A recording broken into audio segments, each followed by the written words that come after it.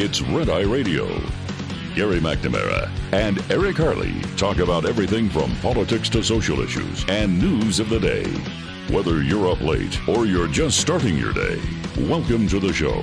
From the Uniden America Studios, this is Red Eye Radio. All across the USA and around the world, we are Red Eye Radio. He's Eric Harley, and I'm Gary McNamara. Welcome and good morning. Thanks so much for being here. We were looking at the survey that was done, Associated Press. Americans fault news media for dividing the nation. Just reading this here, everyone tells a different story. The media does nothing but stir up fear, said one man, a retired 71-year-old Republican who lives in Navarre, Florida. One of my favorite places on the planet, by the way. Yeah.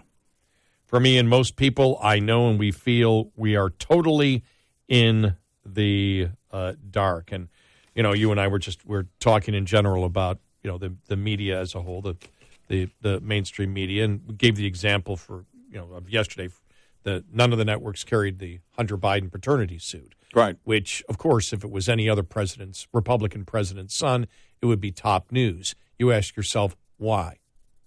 Why didn't they cover it? What, you know, and this is something that relates because of the financial records to the influence peddling of the president. It's because, why didn't they, most people would say, because they favor that presidential candidate and they don't want any bad news. Well, that's not what the media is supposed to do. Most people say the media is supposed to report the stories that are out there, report them accurately, and then let us decide. We report, you decide. Right. If somebody would just come up with that simple slogan. If somebody could do that. But I don't necessarily think either that, you know, because they'll say, well, because there's so much opinion. I don't think people object to opinion. I think they object to being gaslighted. You know, I think they object to that. And I gave a few examples before. You know, I think that if anybody is searching for the truth, people sort of understand that.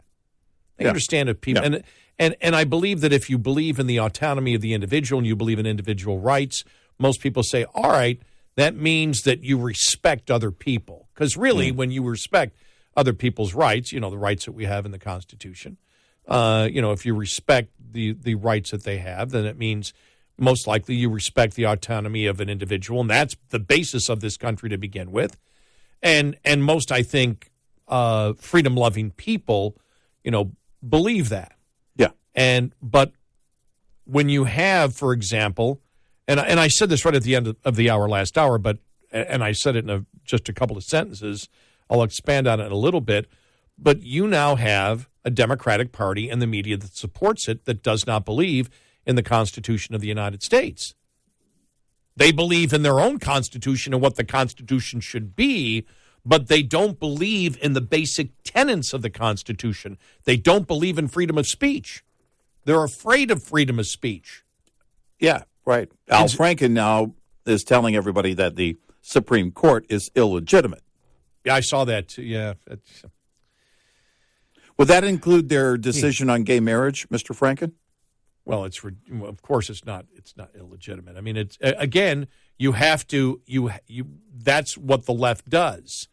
We need to destroy the institutions and call them things that they are not. You know, we saw this with the Georgia election law with the president, that it was Jim Crow on steroids. Yeah. Jim Crow 2.0. Of course it wasn't. There is any type of sane argument. You could not look at the election law in Georgia that every single major Democrat demonized, and the media did the same thing. Yeah. That Major League Baseball moved out. The All-Star game out of there. Coca-Cola got involved in it. Right. Remember? Yep. And now Coca-Cola is trying to back off the stockholders from anything to do with ESG. But they lie. And I think those are the things right there. When you don't believe in the Constitution and then you lie consistently to make your points. And we have talked about in the Democratic Party, every single major issue out there, they have to lie. Oh, we played that audio cut from yesterday on with Mayorkas. Yeah. Where, you know, what's secure, and it was gobbledygook, and someone went, wow, everybody now is starting to pick up on Kamala Harris. Yeah. Because it made no sense. Right. You know, secure is basically, Well, secure. Could you define secure? Secure is when, and I'm paraphrasing here. Secure is when we use maximum effort in an attempt to solve a problem. It's like, well, no, that's not secure. Yeah, no. You didn't answer the question. And I thought when he said it, well, we're using maximum effort to not attempt to actually solve the problem that I was hired to do would be more accurate. Yes. That would be his definition of secure, which is the opposite, which is not secure. But everybody's lying. And it's tough to keep a democracy going when nobody wishes to tell the truth. And you have that. You have that with the media. You have that across the board. Look, and I think there's a general instinct of people when they say, all right, I may not agree with you, but I know that you're trying to do good. You're not BSing me. I may disagree with you, but at least we're arguing the truth. You and I talked many times about when I first got into talk radio in '89, and we actually used to have discussions on what the right believes versus what the left believes versus what the right believes. But we would settle on what the topic was. Yeah. There was no issue about the issues. Right. Now, and we can't even get to the point of debating anymore because it's like, well, no, a biological man can't be a biological woman because a biological man says so. And that does not justify a biological man competing against women in sports. What's the other argument? No, you're wrong. How am I wrong? We shouldn't be talking about this, and you talking about it is violent talk. Because that's what you get from them. Mm-hmm. Well, so we can't talk about the issue. That's now become the throwback, or the not the throwback, but that's now become the argument that the left uses for anything that they can't argue. You shouldn't be talking about it. That's hate speech. Let's talk about illegal immigration. No, because you're a xenophobe. Right. Why am I a xenophobe? Well, because let me throw out something. Because you're against Mexicans crossing the border. Well, it's not the majority of Mexicans that are crossing the border. I object to the fact of whether it's Chinese crossing. See, the Chinese, China virus, same thing. Yeah, it's like they will jump on it, and you can't even have an argument built on any type of connect the dots. Now, I look, for example, you look at a Chuck Todd. A Chuck Todd has no interest in actually having a discussion. No, he wants to win an argument. He's trying to set you up. Bill Maher used to be the same way, but I think liberalism went so far that Bill Maher had to start saying, wait a minute, this is ridiculous. Now, Bill Maher says he hasn't changed. He has changed. No, he's definitely changed, yeah. And I think his approach on his show has changed, too. And I'm wondering if it came from getting a better response when you allow people to come on and have a discussion. But you get that now it seems like, because, and we say this because Bill Maher, when we say Bill Maher is changing, he says he's never changed. Bill Maher never attacked identity politics like he does now.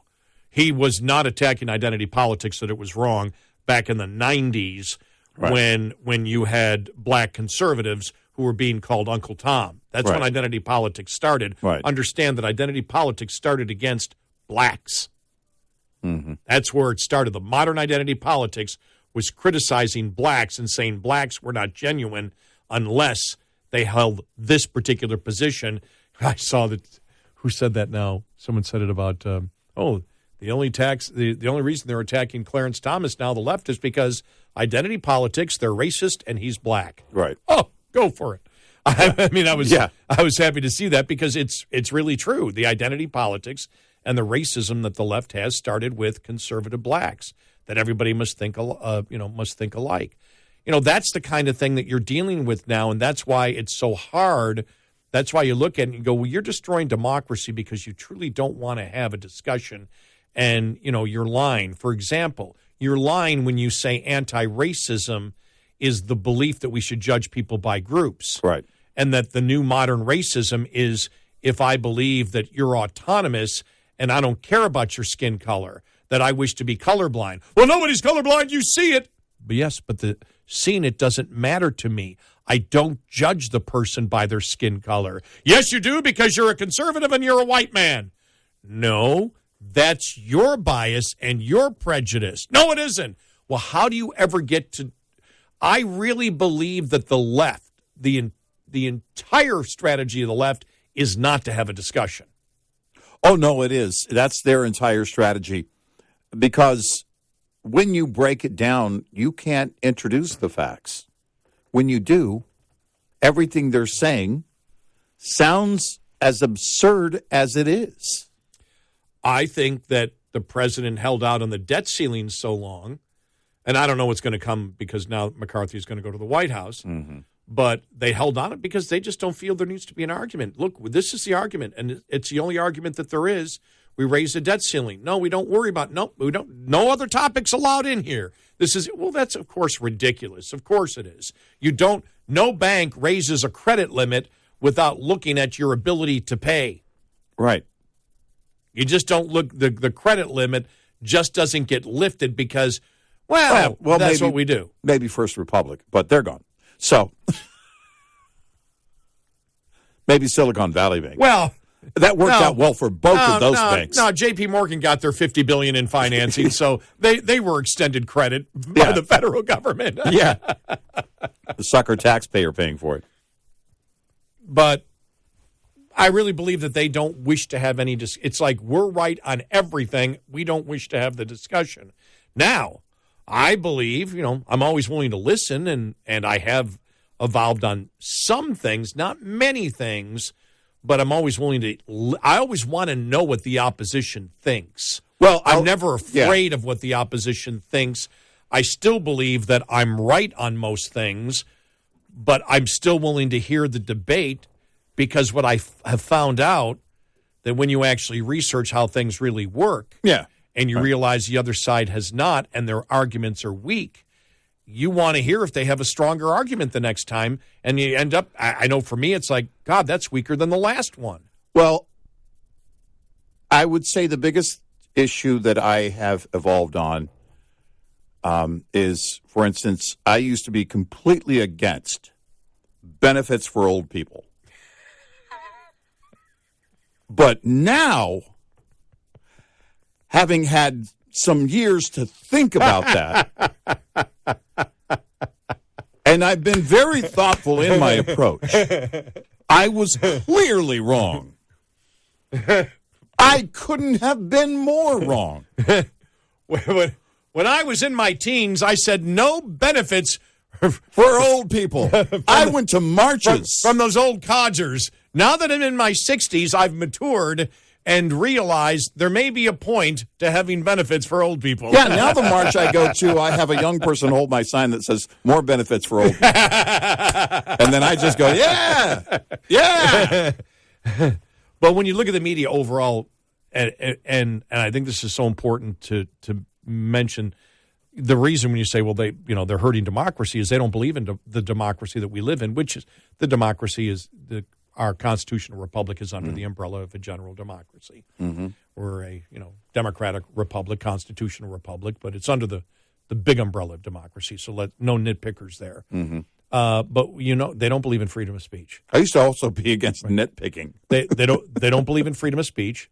They don't believe in the First Amendment. They don't believe in freedom of religion. They don't believe in the Second Amendment. They actually don't believe that you have an inherent right to self-protection, to protect yourself. They honestly don't, believe that. We look at, for example, the Senate. Now they don't believe in the Senate. Now they don't understand. Now they don't even understand the basis of the Constitution of the, United States, which is, to always beware of the tyranny of the majority. That the individual right, and that's also the state's rights, which is why, it exists. They have no concept of why they're against the Constitution without any knowledge of why the Constitution exists. And I know because we've had these discussions with liberals, and we know, for example, that not the vast majority, but the majority of Americans can't name the three branches of government, which means they don't even understand the separation of powers. They have no idea why this country even exists, yet they're against it. And I bet you the majority of the mainstream media that is against the First Amendment, against freedom of religion, could not articulate how our government actually runs. Right. I bet you they couldn't. No, I think you're right on that. Well, they may think they do, but they wouldn't be able to have an argument to discuss or defend why we shouldn't have a Senate. They can't demonstrate accurately. And so you see all these different things, and, when it comes to, well, do you actually believe in and we've asked the question, what do you believe in America then? What is it about? Just getting stuff? Right. Is that what have we become to a significant portion of the media just a place to transfer wealth? Is that what we're about, taking from some and giving to another? I mean, is that what you believe? Is the Robin Hood communism or socialism, which, with Bernie Sanders, it's now gone up to, he made that clear this week. Wasn't that great? And on May Day, that came out. Oh, yeah. On May Day, that interview came out. I love that. No billionaires. The government, you don't need that much money. The government should get it. Wow. They don't earn it. They just take it. Thanks, Bernie. Thought it was interesting, the stuff on the media. But there is a reason. It's a reason why people think that way. And it's a legit reason. 866-90 Red Eye. Even with the rains last week over parts of the winter wheat belt, the story overall is not much change in the condition. Some states with a slight improvement in condition ratings, other states going the other way. USDA meteorologist Brad Rippey says nationally, averaging the wheat crop overall, you get a rating of 28% good to excellent. That's a modest improvement from last week's 26%. 42% rated very poor to poor. That is actually up a point from last week's 41%. So we saw increases in good to excellent, but also increases in very poor to poor, heading both ways depending on where you are in the country. And yes, that comes out to a tiny overall improvement in condition. But that's not saying much. It was a very poor crop last year. And this year? A really dismal crop, especially in the central and southern Great Plains, even with the late April showers. Gary Crawford reporting for the U.S. Department of Agriculture. This report is made possible by Cenex Roadmaster XL Premium Diesel and Citgo Lubricants. We'll be right back with more Red Eye Radio with Eric Harley and Gary McNamara.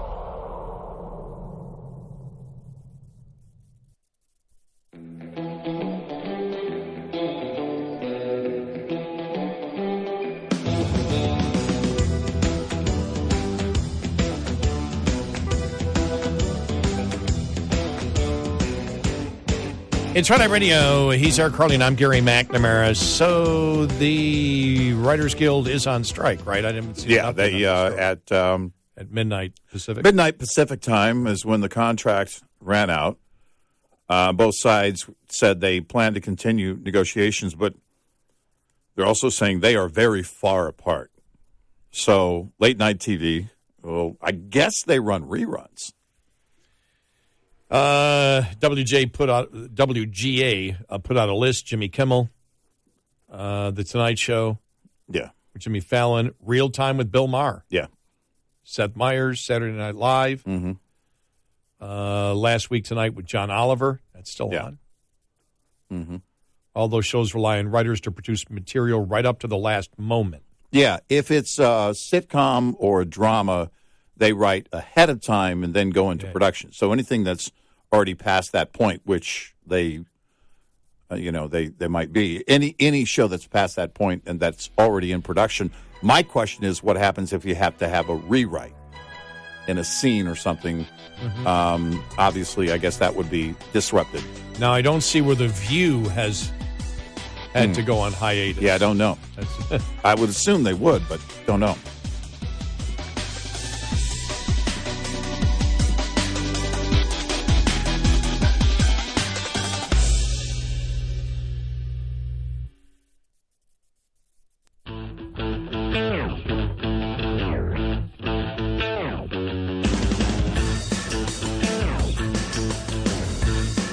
You're listening to Red Eye Radio from the Uniden America Studios.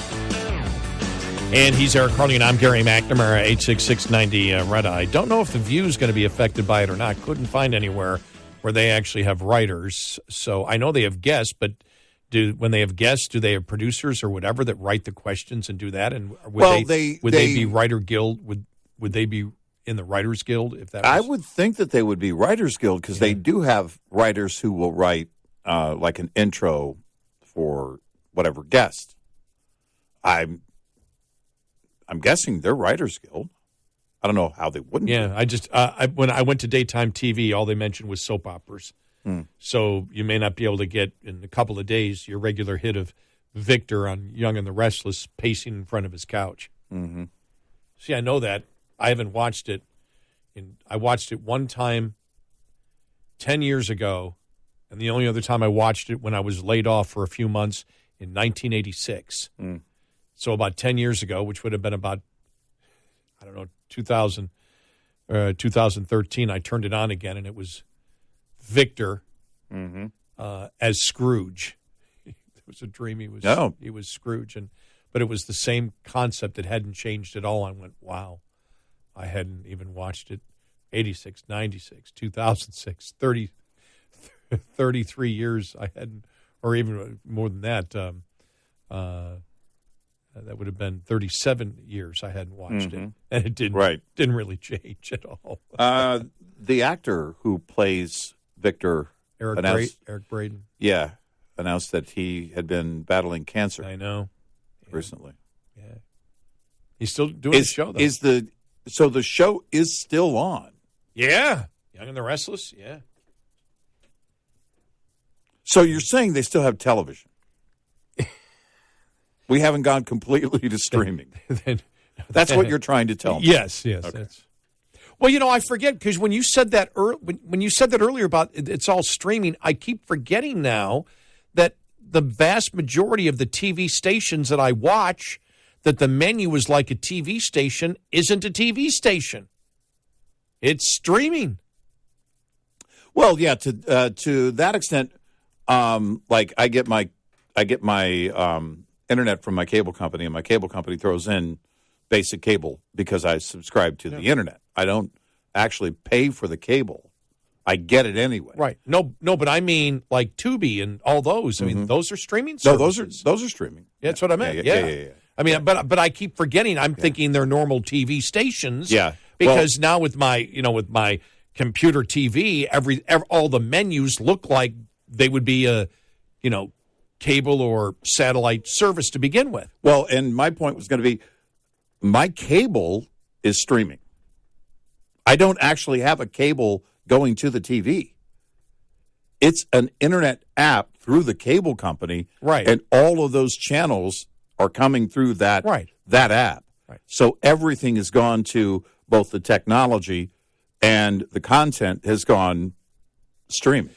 Now here's a question: if you're getting it streaming and not on cable, or if you're getting it from, for example, your cable service is getting your ABC, NBC, and CBS affiliate, is that viewed as TV network?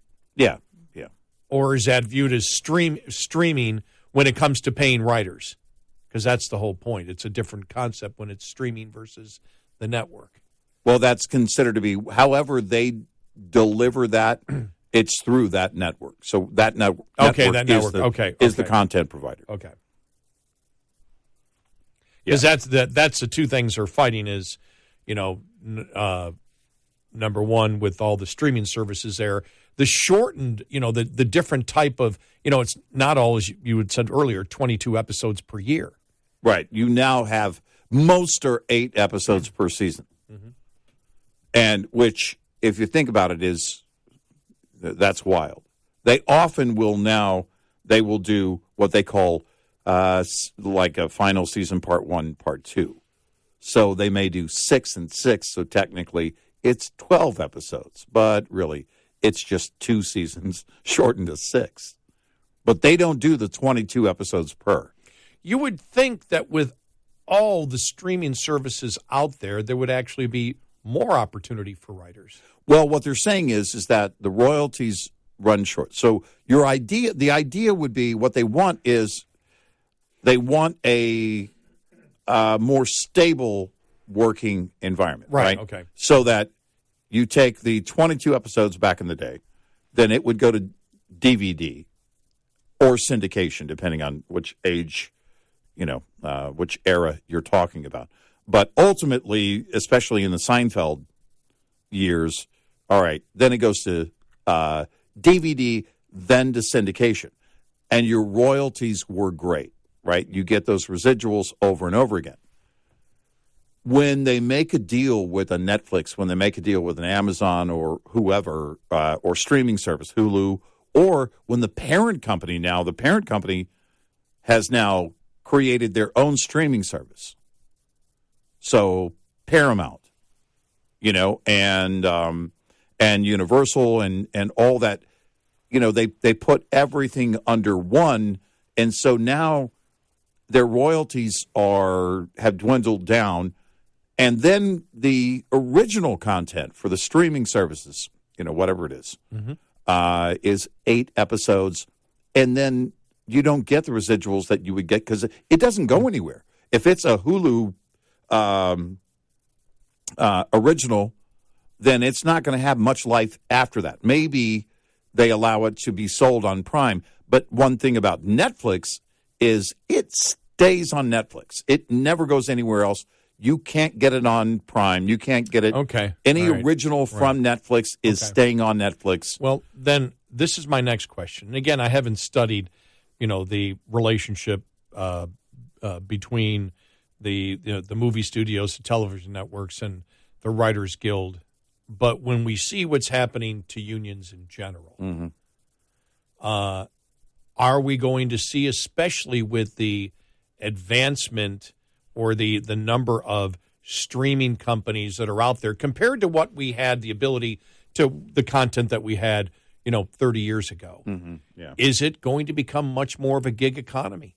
Well, that's one of the complaints of the writers. They're saying, look, you've turned this into a gig economy where we have to be basically attached to several shows. And so if they get picked up as a writer for 2 different shows, let's say one is on Prime and one is on Netflix, but they're only 8 episodes each for a season, but they're in production at the same time, which means going to be, the writers are going to be doing their thing at the same time before you get to even a table read, and then all of a sudden, you start building out the production of it all. All of that is changing, and to me, I compare it to the music. So a musician puts out something, and it goes to streaming. Nobody's buying the tangible CD. No one is buying something where you can say, okay, this many units is sold. It's all measured by streaming. If it's on Spotify, if it's on Amazon Music or Apple Music, they pay. Basically, you would have to play that song, a million times to make a dime. Right. And so their royalties have gone, in the tank. They have to work out those royalties ahead of time.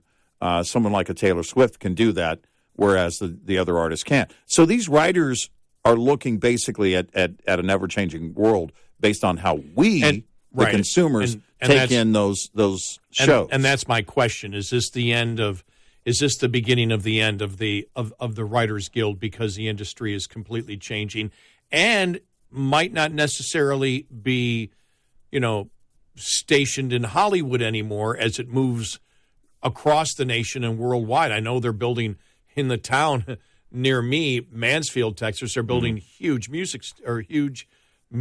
basically studios there. Yeah, they're doing that in Austin. They're doing that in a lot of other non-union states. Right. So does that change where it's going to be? And because you can work at home, you still have to have the table reads to do these shows. So I mean, you can't get away with when you look, for example, and see how Seinfeld created his show with Larry David and how they sat and they worked on this stuff. They did it day in and day out. And as Seinfeld, I saw an interview, he said, it was tough. We loved it. He goes, but it was tough when you had to realize, and Larry David said it, when they did like the first pilot, it's like, well, I'm done. It's like, no, you got more. And then the first year, how are we going to come up with all this stuff that you're really under the gun, under pressure to do it? But you just wonder, and I don't know. I don't have the answer to the question. I just know how everything has gone in most industries that I wonder whether it's going to become much more of a gig economy and there's just no choice in the matter. Well, the CEO of Paramount went to Taylor Sheridan, and Taylor Sheridan had this idea for 1883, the prequel to one of the prequels to Yellowstone. And the CEO said, that's great. We need it, but we need it for our streaming, for Paramount Plus, not the Paramount cable channel. Mm-hmm. And he goes, okay, we can do that. He goes, no, but I need you to write it. It needs to be produced and ready to go. And it was like 10 months turnaround. And he says, that's impossible. He says, get it done because we have to have it. And he did. And Taylor Sheridan is the only writer of anything he ever does. Nobody else touches the script. And you don't vary from it if you're an actor, no matter how big you are. You're not going to change the script. His words are his words. Well, I don't know what kind of I think he cloned himself several times over because I don't know how he got that done. You extrapolate that out and you ask the question about, is it the end of the union? It could be, but what it requires is, and the problem is the shows that use multiple writers, they count on those big names of the writers that are known to come in and punch up scripts if it's not working. If something isn't flying. Right. Russell Crowe talked about American Gangster recently in an interview. It was sitting there, and they had spent $35 million on this movie, and it was going nowhere. And Denzel said, look, I'm in. I'm not going to abandon the project. And he said, all right, great. Then how do we do it? What are we going to do? They originally called it True Blue, which was the name of the drug that was being sold in that movie on the streets. It's a story that was a good story. And finally, they just kind of got everybody together, and they pushed that thing through, and it was a hit for them. But when things are on the brink, they often have to count on these writers. Well, you're going to then ask those writers to leave the Writers Guild, if you're doing a project outside of that setting, and that's going to be the problematic breakup. Well, so I don't think it'll be anytime soon, but I don't know how long it can last. But I don't know what the writers want when they said, we want a guaranteed amount of time whether you need us or not that we get paid for. I don't know how that holds water in this day and age. Right. That even if we're not working, we still get paid. Well, that's it. Yeah, well, because they're asking, we want a minimum number of writers. This is one of the asks. Right. That's a sticking point right now. We want the Guild. We want a minimum number of writers on a project for a certain period of time, regardless of whether or not they're being used. You can't ask for that. You can't ask for people just to occupy seats. Because Hollywood is facing a real profitability issue. We talked about James Corden and the whole late show that just went away after decades of being on the air because they were bleeding cash, $20 million a year in the hole. You can't afford to do that. 866-90 Red Eye. Coming up, more with Gary McNamara and Eric Harley. It's Red Eye Radio.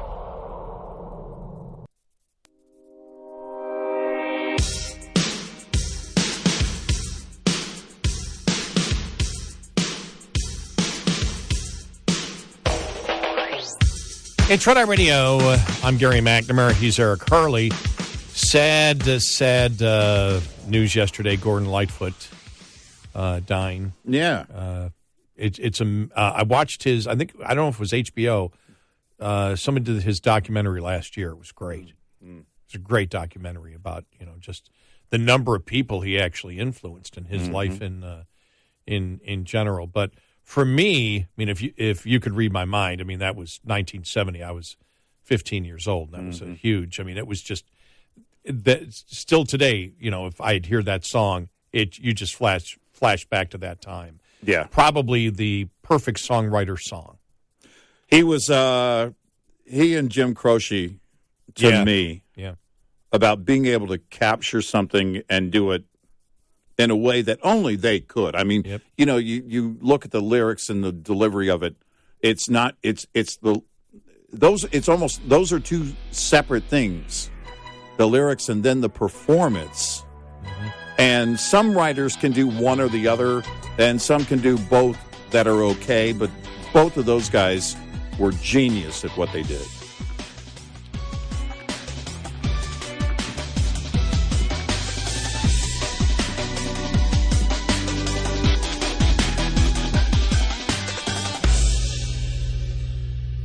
This is Red Eye Radio on Westwood One.